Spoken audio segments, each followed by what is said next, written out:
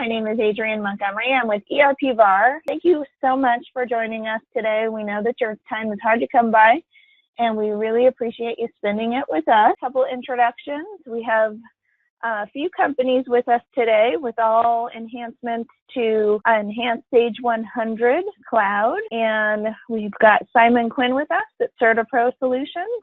We've got Stacy Schultz over at Vrakas Blum. She's an expert in the manufacturing side of things for Sage 100, and she'll be presenting the job ops portion of the presentation. And we have Matt St. John, sales executive over at Starship. He'll be talking about shipping automation, and Patty Benitez, Senior Vice President of Channel Sales. She'll be talking about payment automation with Sage 100. And then just a couple items about the companies. CertiPro is based in Los Angeles. They're Sage certified developers, consultants, technicians, CPAs. They have over 20 years of experience.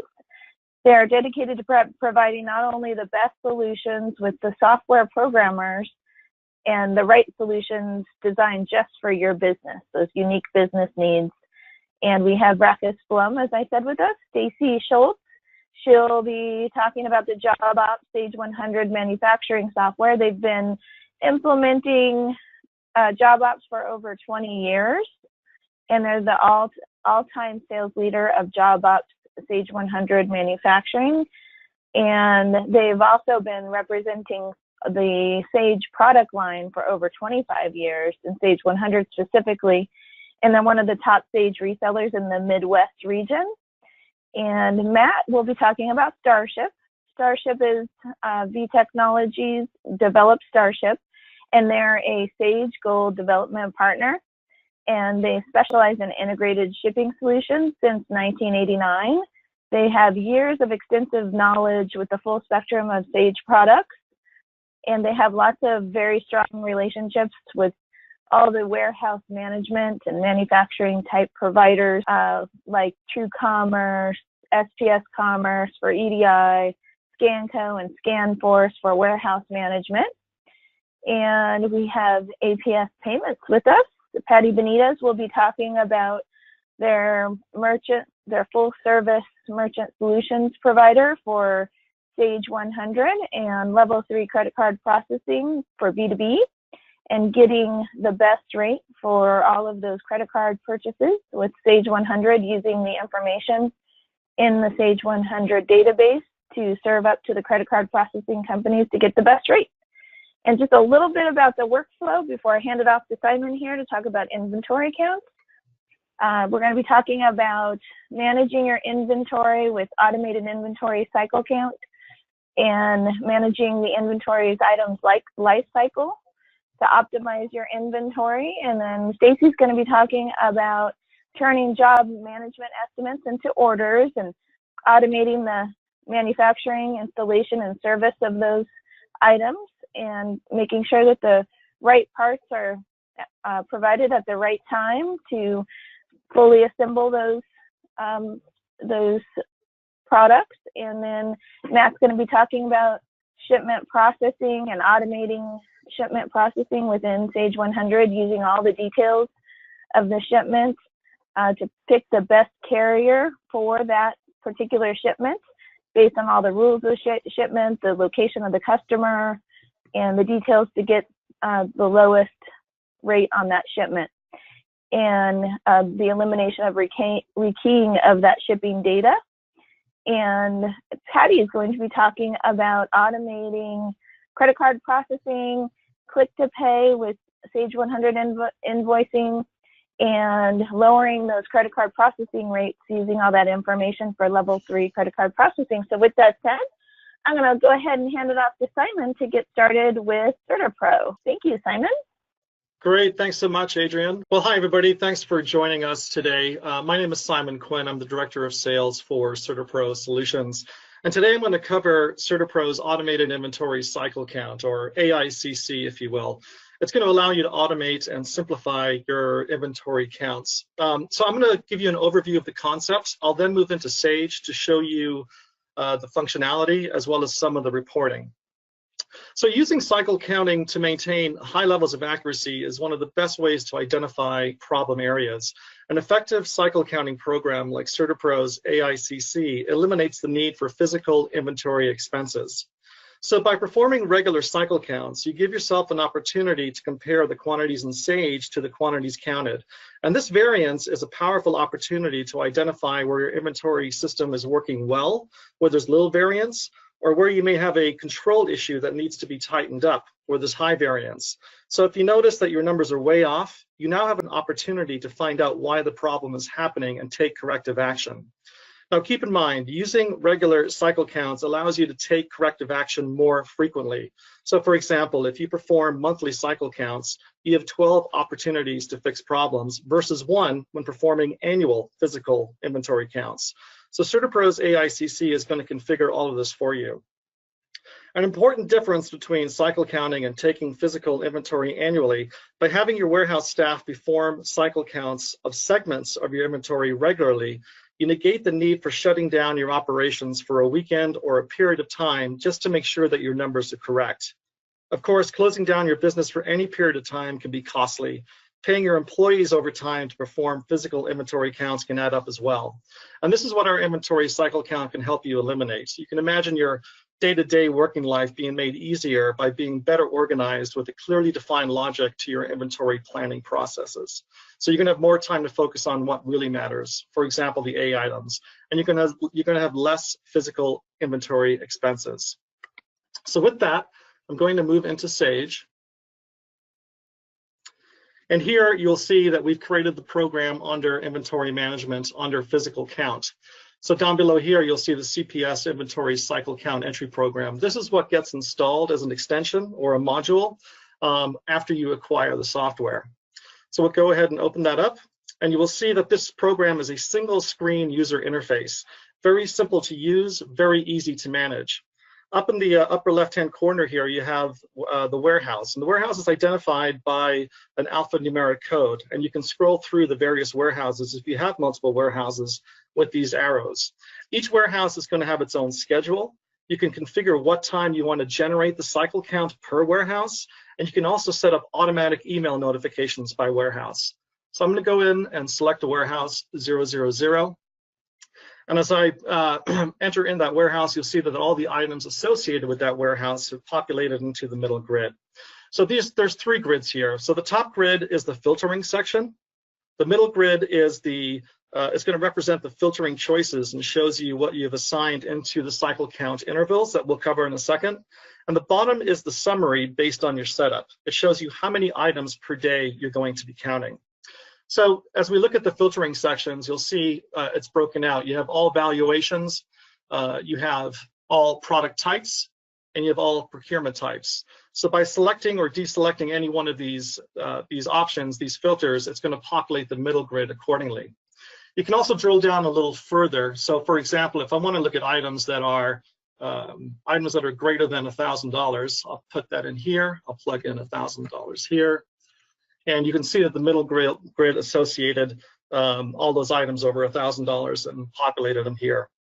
So once you filter down to the specific set of items like I have here, you can now go and perform your updates. So as I said, I have already the items here that are showing greater than $1,000, and now I want to assign them to an inventory cycle category and define how many times I want them to be counted. So before jumping into that, I just want to cover some of the abbreviations that you see here. So YCC, as you see up top, is yearly cycle count. Upon implementation or adding an item, it's going to have a value of -1, which means that you have not yet touched that item. So when you move the item to 0, it means that you have added the item to be inventoried and to be counted. So you can have a number from 1 to 52, meaning that you can assign an item to be counted once a week, once a month, or whatever interval you require. And the update's very simple. So I just hit the corner here. You will see it'll highlight all of the items, and I can head down to the count frequency, and then in here I can assign a number. In this case, I'm going to do 12 times per year. Scroll that up to 11, click on assign, and you can see it automatically populated all of those items that I had selected. You can also do this line item by line item manually, or select multiple line items and assign a value. You can also right-click and export this list to Excel, manipulate it, and edit it however you would like to, and then import it back in. So that's a pretty powerful option for updating the items. Jumping into the other codes or the other abbreviations, here we have RC, or remaining count. And this is another tool that allows you to set up items that are going to be discontinued. So if you click on, if you assign a number to these items, we know that some items are not going to be in your inventory perpetually. So this basically allows you to define how many more times you want them to be counted. And once that number has been reached and it goes down to 0, it automatically falls off the cycle count process, and it's going to update the yearly cycle count to 0. Across here, we have FCNT, or force count next time, FCAT, which is force count all the time, and hold. So for hold, we know that in every warehouse, there's going to be scenarios where you're going to pull certain items temporarily to hold, and you don't want those items to be included in the counts until the item is released back into inventory, and that's how you would manage that. For force count next time, if you find a discrepancy and you want it to be resolved as soon as possible, the item in question might be scheduled for a count, let's say 2 months from now, but you don't want to wait. So by checking these boxes here, when you generate the cycle count, that item is going to be included. So up in the upper right-hand corner, you'll see that we have various buttons here. The scheduler basically is the, this is how you schedule the cycle count automatically. So as you can see, we basically are using the task scheduler from Sage 100, and here you can schedule what days of the week you want to run the cycle counts.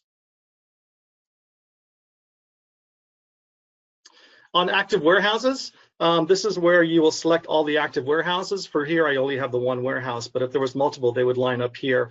And this basically allows you to have them enabled or not. On the options screen, here is where you'll set up the email notifications that go out to the various staff that are in the various warehouses. So you can have as many email addresses and notifications that you would like and set them up here.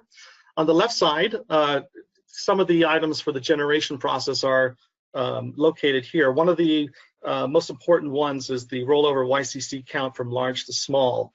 It's very helpful for rankings that are configured with A, B, C, etc. Once all of the A items have been counted, it's automatically going to start to pull the B category to maintain the same number of items to be counted per day. During the drop down here, we have exception days. This allows you to open up the entered days where the cycle count should be skipped. So these can be two things, holidays or vacation days. The holiday type is going to apply to all warehouses, and the vacation type is going to apply to a single warehouse. So while this is an automated process, at any given time, you can of course, schedule a manual generation if needed, which is basically what I've done here today. So once the cycle count has been created, let's take a look at what is delivered via email to the assigned warehouse team. So if I open up this, you'll see that this email is going to contain a CSV file that tells you what needs to be counted. So here you have the item code, the description, the bin location if it's configured that way, and also the last date counted. If you're using a scanner, this will be pushed into the scanner so you can quickly go and verify all of the counts and perform the update into Sage using the scanner itself. So once this has been completed, we can go to the physical count entry program. And if I open that up, all the items that are associated with that warehouse, so I was working with 000, and if I had run this, all the items that would have been associated would populate here automatically, and the counts can be entered here. So once this is all complete, in the effort of time, I'm going through this relatively quickly, but once the order is complete, really the question is, you obviously want to know the results. So how accurate is the inventory? So with that, we have created let me pull this up. We've created an explorer called the CPS Inventory Cycle Count History. And so this is the place that you would, you find the items that not only have a discrepancy, but also all of the items that you have counted throughout the year that have been accurate.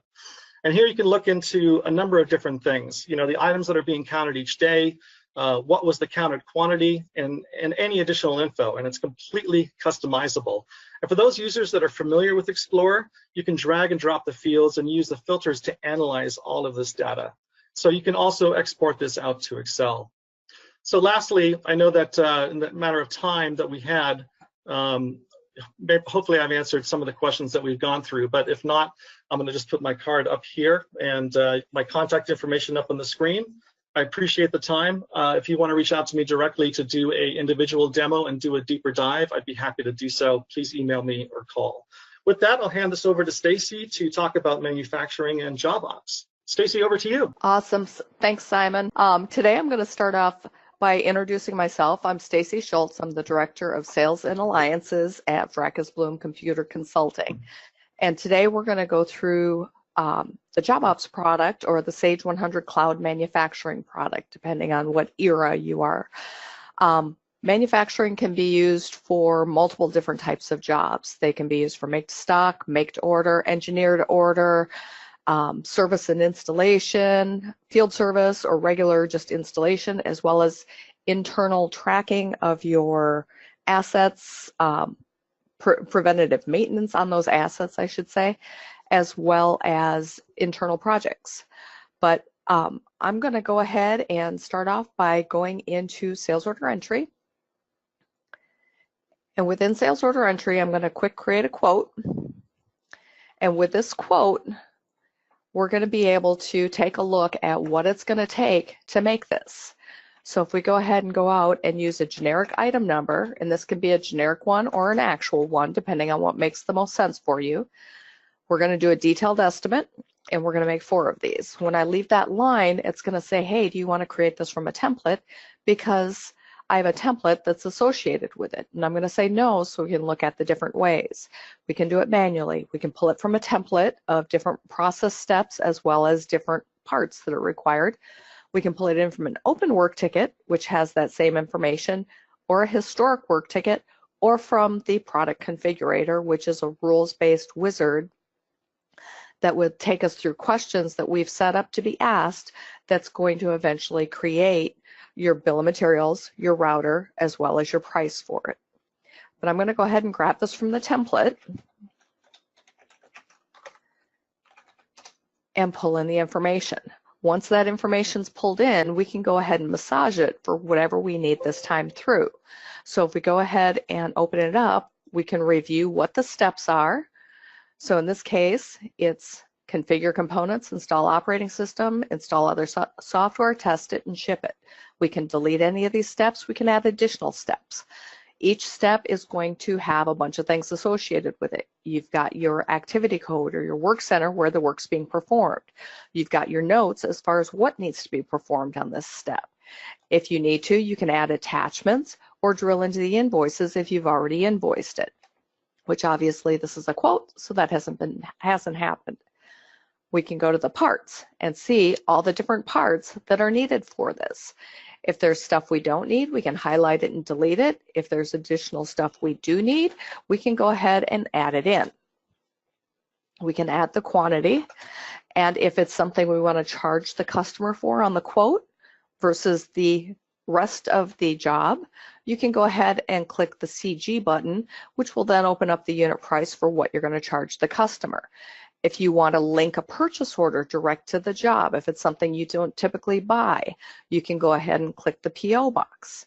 If you highlight any of the items, you can immediately see what you have in stock, what you have available based on your unfulfilled orders and your expected receipts. If I go ahead and go to the summary tab, it's going to ask me if I want to recalculate the budgets because I've made changes to the configuration of the BOM. So it's saying, do you want to do a new cost roll-up? I'm going to say yes, because then it does that cost roll-up into this material bucket. But from here, you can also see the labor budget that was set up in that template. If we need to do something differently this time, we can go ahead and update it, and it updates the labor costs associated with it.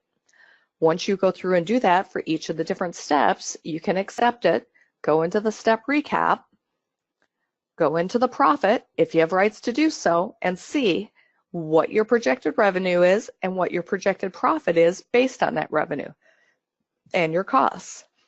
If this is not an acceptable number, you can go ahead and do a price adjust and say, I want 35% profit with a $100 rounding factor to make it an even number.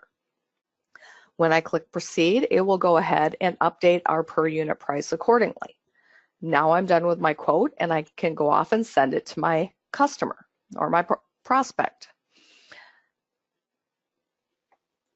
If we have an order, or if it comes in, if the customer says, yes, I want to make it, or I want to buy it, you can go ahead and go out to that quote. And one of the things that's part of the scheduling package is you can go to the promise date. And if you go to the promise date field, there'll be information about the capable to promise. So you can go out and go to this little button here, and it will go out and look based on what your current capacity is and how you have the system set up when you can get this done. If you use materials as a constrained item, it'll push it out even further based on that material's lead time. Once the item's turned into an order, we're going to put real demand on all those materials. So we can go ahead and just switch it over to an order, and now it's real demand within my system. Once it's real demand, you can go into the component exception manager, which is going to go ahead and look at all your items that you need to buy or you need to make and tell you what you need to purchase at this time. If I click continue, I can go into the purchased items and see all the different items that it came up with that we don't have enough on to support our jobs or our inventory levels. I can go ahead and highlight any of them and drill into the details of why this is happening. You can see what the source is, whether it's from a work ticket or if it's from a sales order or whatever. You'll be able to see that, as well as what your current stock status is, if you have minimum stock levels set up. If you go to inventory, it's a time phase view of that information, as well as any POs that are out there. So maybe we want to increase the PO instead of generating a new one. Regardless, it's giving you the information. Once you're ready, or you can filter the information a bunch of different ways, depending on what you need to do, how you want to slice and dice the data. You can go ahead and say, I want to see everything by this vendor, and it's going to show you everything by that vendor. Once you decide or whether or not they can get it for you, you can go ahead and go into the vendor list if they can't get it for you and choose a different vendor. You can, if you negotiate a better price, you can update that unit cost before you place that purchase order. Once you're ready to place the purchase order, you can click the Create PO and it will go ahead and create that purchase order for you. And then it disappears from the list so we can move on to the next vendor. If we look at it on the manufacturing side, it's going to be very similar, but it's going to be creating work tickets instead of creating purchase orders. But I'm going to skip that today. If you want to schedule it, it will show up in your Schedule Control Hub. The Schedule Control Hub is going to show you the days of the week and your different resources or work center, and it's going to help you see what's going on out on your scheduling floor. All the different colors mean something. If I click on one of them, you can see the information about the job down here, as well as the capacity and the hours scheduled, the promise dates, and the production due date. Green with a green outline means things are good. When you start getting into other colors, you're running into different issues. Yellow means it's in danger of being late. And if we look at that one, it's promised for the 5th. It's supposed to be done on the 5th. Red is, it is late, so that's scheduled for the 5th, but not going to be done until the 7th. Then you also have these items where it's green, but it's got a hot pink outline. And in this particular case, you can see that our capacity is 8 hours. We've got 13 hours scheduled. So at this point, it becomes a question of what do you want to do about it? You can create that's not what I wanted to do. You can create a what if schedule. And once you're in a what if schedule, you can go ahead and drag and drop to your heart's content to figure out what's going to help you resolve this issue. If the drag and dropping doesn't do it, maybe what you want to do is go in to that activity code, and on the calendar for the 30th, you're going to authorize overtime. So on the 30th, I'm going to say we're going to work 14 hours instead of our normal 8. It marks it as an exception. I can accept it and back out. And once it refreshes, it's going to resolve that issue for us. You can also set your material exceptions, and it will go out and look at jobs where we don't have the materials in-house right now to be able to do it. If I go ahead and refresh it and let the information show up, it's everything with a blue outline. You can drill into that exception and you can see what the item is that you're missing. But you can see this is on step 2, so we may want to look at all the steps and see all the items that we're missing, and then we can go ahead and drill into the inventory on them and figure out what the situation is and resolve it, or push the job out if that's what it takes. All right, you can go ahead and exit your what if and either apply or discard whatever changes you've made. I'm going to back out of scheduling quick. All right, so now if we go ahead and print our work ticket, we can preview it. And I forgot to select it. I'm sorry. All right, let's do it one more time.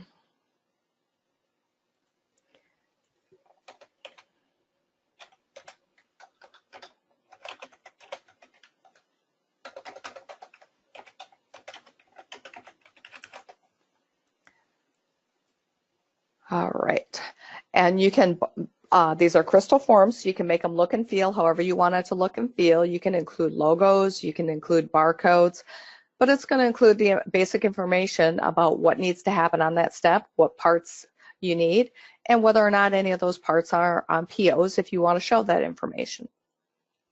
If the employees are using that out on the shop floor, they can go ahead and report that the information back about what they're doing. So you can scan the employee number, you can type it in, you can look it up.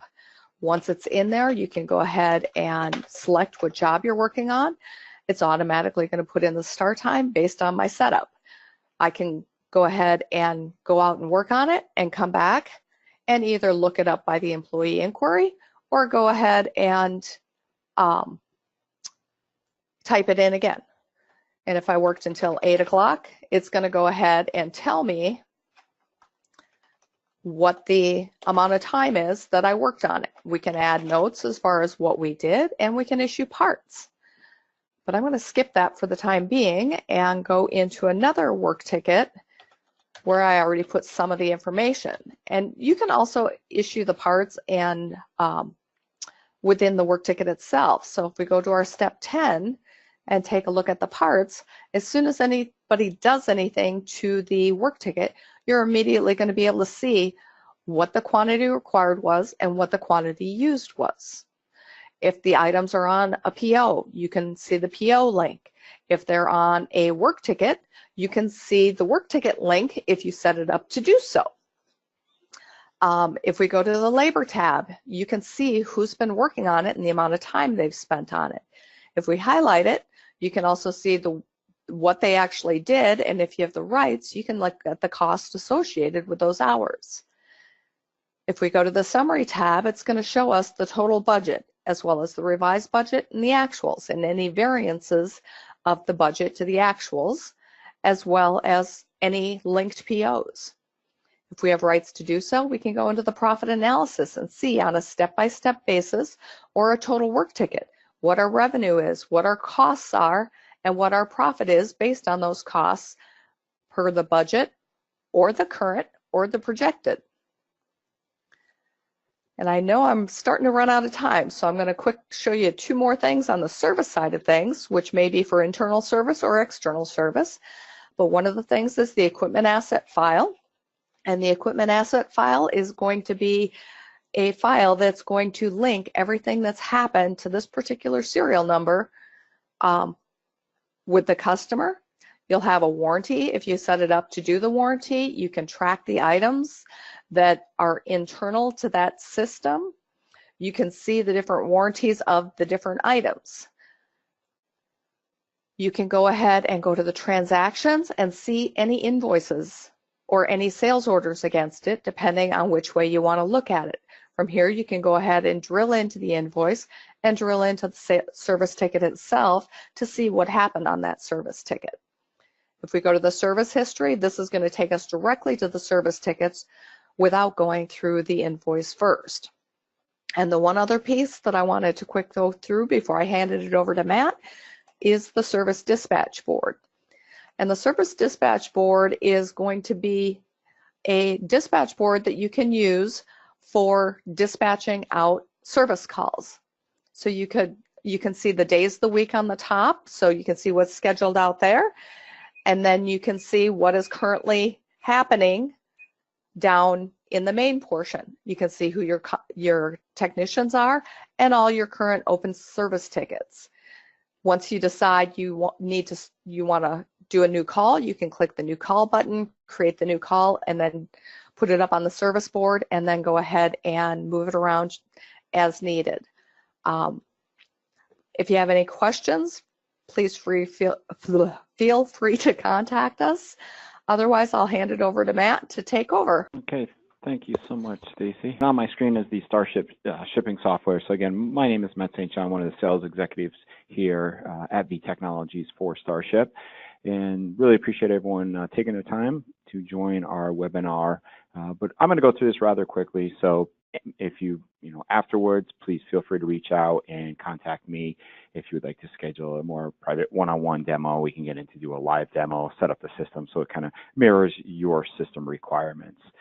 But with that, again, this is the Starship program. And first off, one of the nice things with Starship is as a shipper, I can actually ship directly from Starship. So technically, I don't even need access to Sage.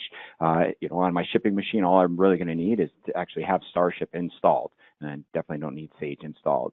But up in the upper left-hand side here is our source document. So with Starship, we can pull by sales order number, customer number, or even by invoice number. I'll use sales order numbers for the sake of the demo today. If your pick sheets or whatever you're shipping against are barcoded, of course, you can use a regular wedge type scanner and scan in the barcoded source document number. We can also manually type that in, or we have a magnifying glass lookup where I can click, I can get into applying filters, I can sort by any of the columns up top here. From here, I can even get into batch processing where I can select as many orders as I like and then click process selected, click OK one more time, and Starship's just going to start processing and generating all the shipping documents for all those orders that I've selected. But here we'll just grab one single order. With Starship, really mapping data from Sage back into Sage, so it's bidirectional. Map fields can have a one-to-many relationship. So based off the ship via, Starship's automatically going to select carrier, service. If you're doing third-party or collect shipment, we can automate that whole process where it's automatically selecting third-party and pulling in the customer's account information. Really, the name of the game with Starship is to streamline your whole shipping process. So less things as a shipper I have to click any of these options or even manually type in, the better. Even these shipment options over here, like for example, these Quantum View Notify, which is the email that UPS in this case will send out. As you can see, I have it automated. It's pulling in an email address, and it's also going to send the customer an email if there was a delay in their shipment. And I'll explain why my system's set up that way in a moment. But over back on the left-hand side, the sender, of course, that's the company we're pulling this sales order from inside of Sage. We do support multiple companies as well as warehouses and or locations. Recipient is the ship to from this sales order. With the recipient address, Starship will do address validation. We do validate zip +4, and we also validate the commercial residential flag. So going to help save on address correction fees as well as that residential commercial correction fee. All right. Again, up top, really all the order header information. Down below in this packaging view, this is where we get into the item to box detail. So here I'll expand on my items. Another nice feature of Starship is we can have Starship automatically learn, or we can manually set up what we call packaging scenarios. So here Starship knows, hey, every time this blanket gets shipped, it gets shipped in a blanket box, so it's automatically packaged it for my shipper. My remaining items, no packaging scenario, so I have my system set up that those items just go into a default box. I could set it up that they just come in as loose items, and then as a shipper, I have to put them in a package. Over on the right-hand side down below, I can add single packages using this icon. If this was a large order, I can use our repeat box function and tell Starship, maybe in this case I need 10 boxes. I can tell it 10, click OK, and it would automatically add those 10 boxes. Now, the item to box detail inside of Starship is not required. So again, if it is a large order, you don't have to have your shipper put items in each box. But if we wanted to, it is simple drag and drop. I can hold down Shift, grab multiple items. I can hold down the control key and actually split quantities if I needed to, because we're right over here is units on shipments. With this, anything, if I allow my shippers to back order at time of shipment, anything that I back order inside of Starship will automatically back order inside of Sage. So we're going to create an invoice and back order that item on the invoice. Now, the blanket box, this is just part of Starship's packaging database, where we allow you to set up your own custom bags, boxes, bales, pallets, what have you. So we also bring in like the standard UPS packages in this case. But here, the nice thing with using custom packages is the dimensions automatically going to populate. Now underneath that is the actual weight. So this can come from a scale. I can manually type it in. I can also, like my system is doing, is just pulling the weights from inside of Sage. But next to it is the bill weight. So this is the actual dimensional weight. So nowadays with UPS, FedEx, dim weight is a big deal. So we will send this out at the correct dimensional weight. So I'm going to help save on those fees as well. Okay. Back in the line item detail, again, with Starship, mapping in item number, description, weights, values. But Starship will also start automatically storing your inventory items in its own database. Reason we do this, because Sage doesn't have a spot, say, for, say, NMFC codes, international shipments. We have a database where we can store all that required international data, even have a lookup for, say, harmonized or Schedule B codes. Nice thing is, once I add that, click OK, that information will appear next time. So again, less things as a shipper I have to stop and manually fill out, the better. So that's the packaging view. We also have a shipping assistant wizard that you can use right up here. If I click this icon, we can also turn it on so it automatically pops up.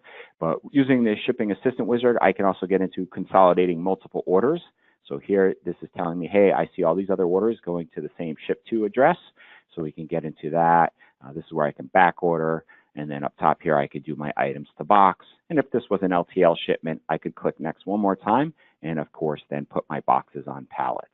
And then once I click finish, it would automatically take me back to the Starship screen. Usually then, next step is rate shopping. So I can either go to the rate shop tab or click the green dollar icon. But here with Starship, we have integrations with over 24 carriers, and that's parcel as well as LTL, 3PL carriers. So what we are going to do when you rate shop, we are going to send the carrier all the shipment information, send them your account info, and return your live negotiated contract rates that you have with the carrier. So they are live rates, no staging tables or pricing tables. Tomorrow, if UPS ups a fuel surcharge, you would automatically gain access to those new rates. The whole rating process, we can also get into automating that as well. You can set up your own rules and then tell Starship, hey, you know what, automatically rate my shipments, and maybe always select the least expensive or maybe least amount of delivery days carrier service, so on and so forth. Charges tab, just a breakdown of the charges. Don't have to click on this to actually process a shipment.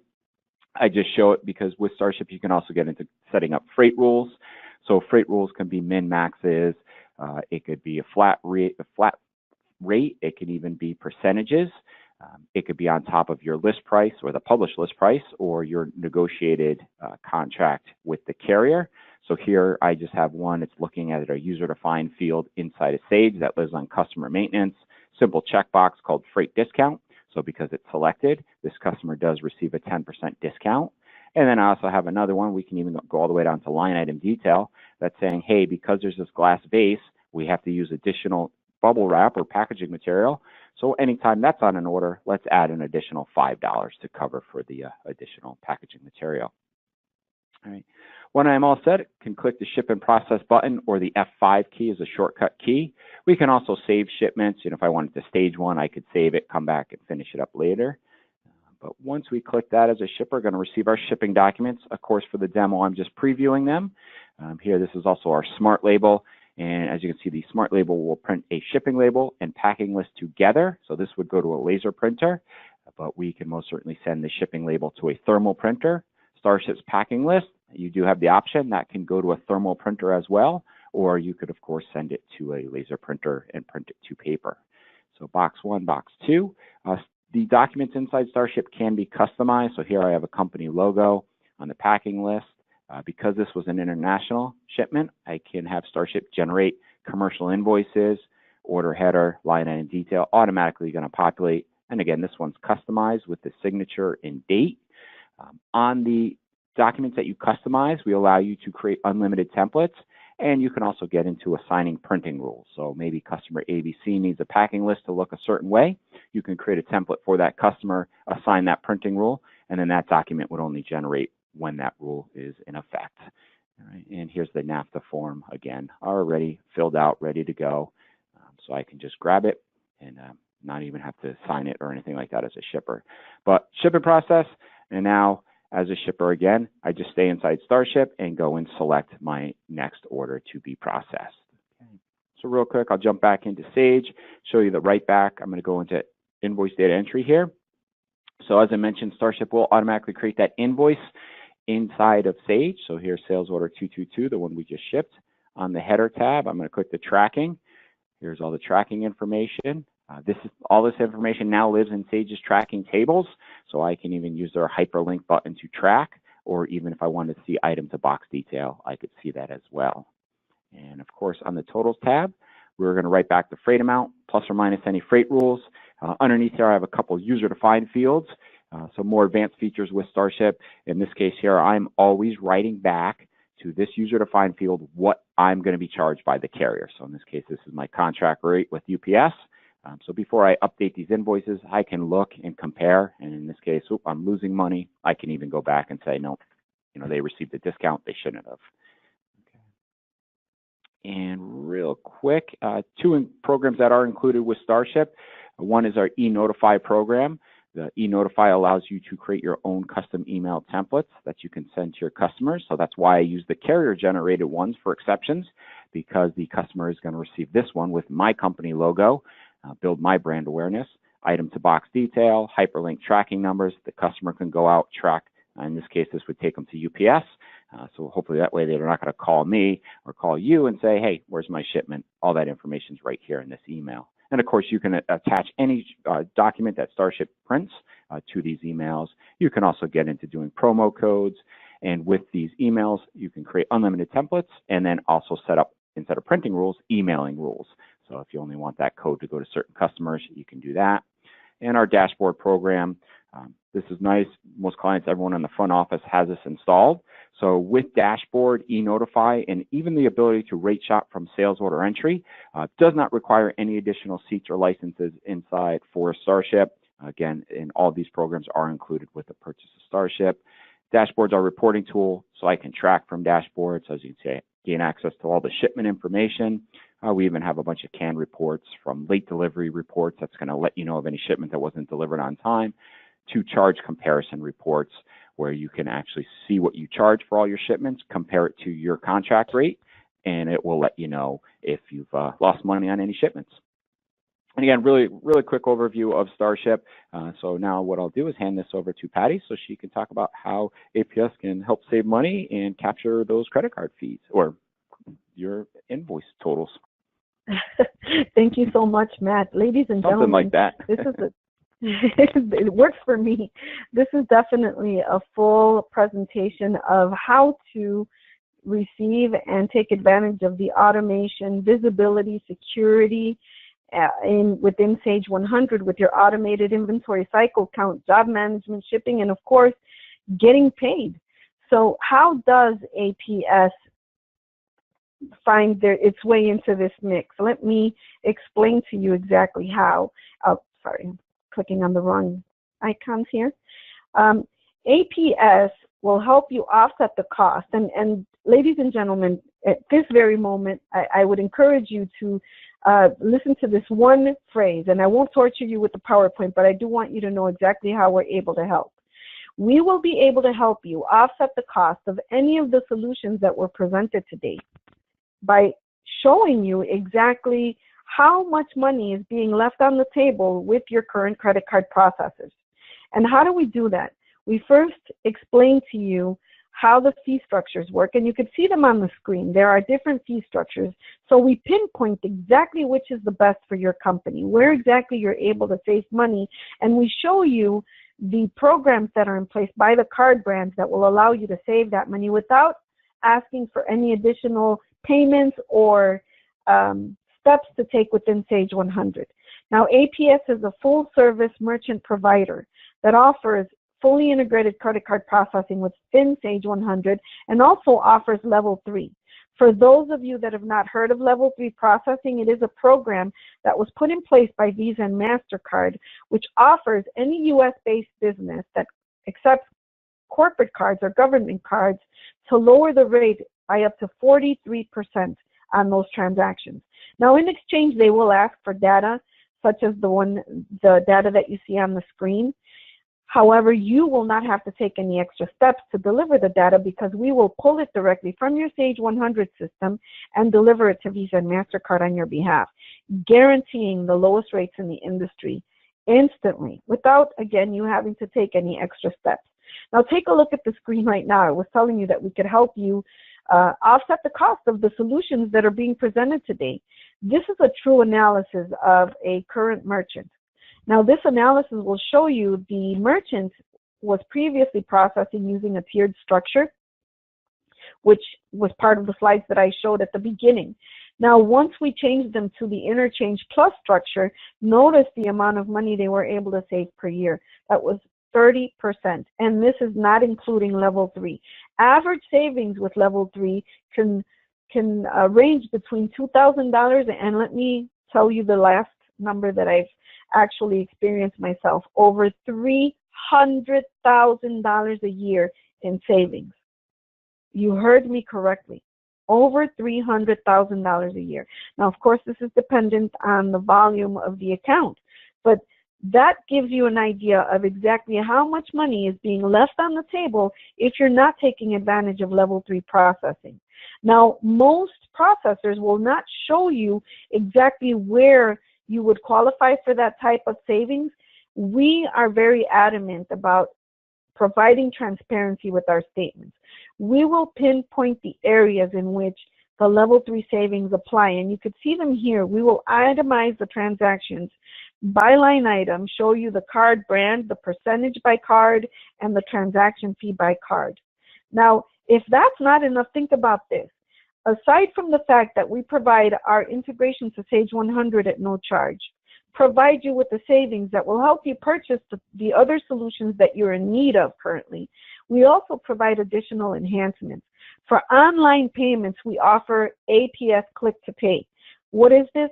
It basically allows you to take advantage of your paperless office invoices, and we added a Pay Now button to the body of the invoice, allowing your customers to actually submit their payments online and the payment then populating within your accounts receivable cash receipts. Now, I mentioned to you that we offer the full integration within Sage.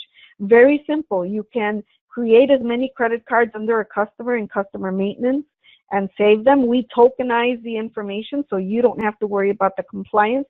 Once the credit cards are in the system, you can use them anywhere that credit cards can be applied, such as sales order entry, sales order invoice data entry, and apply payments against invoices through accounts receivable cash receipts.